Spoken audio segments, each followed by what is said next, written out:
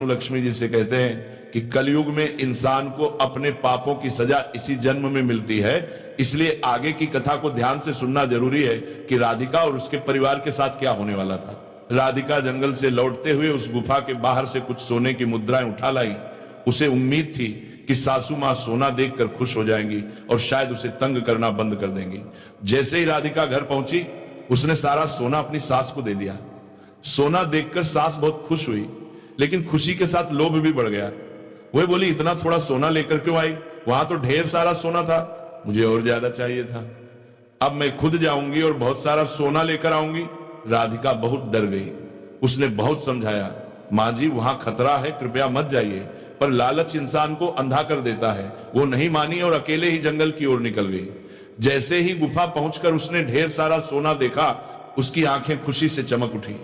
वह लालच में अंधी होकर झोला भरने लगी। तभी लुटेरे वहां आ गए। उन्होंने सोना चुराते हुए उसे पकड़ लिया और उसकी हत्या कर दी। उसकी लाश जंगल के पास एक गांव में छोड़ दी। जब यह खबर घर पहुंची तो सब लोग टूट गए। राधिका ने रोते हुए सबको बताया कि उसने सास को रोका था, पर लालच ने उन्हें बर्बाद कर दिया।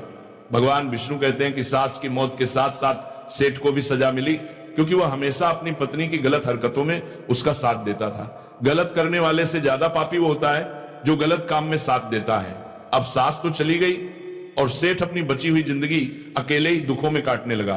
राधिका का पति धीरे धीरे ठीक हो गया। उसका लकवा पूरी तरह से चला गया। कुछ समय बाद राधिका को पुत्र प्राप्ति हुई।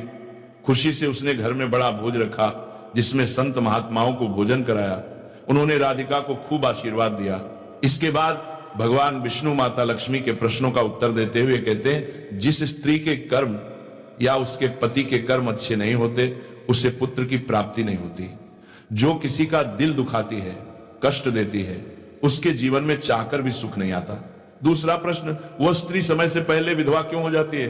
भगवान कहते हैं, जो शादीशुदा स्त्री पति के होते हुए भी मांग में सिंदूर नहीं लगाती, मंगलसूत्र नहीं पहनती, पति की बात नहीं मानती और पराये पुरुषों से संबंध रखती है, वह जल्दी विधवा हो जाती है।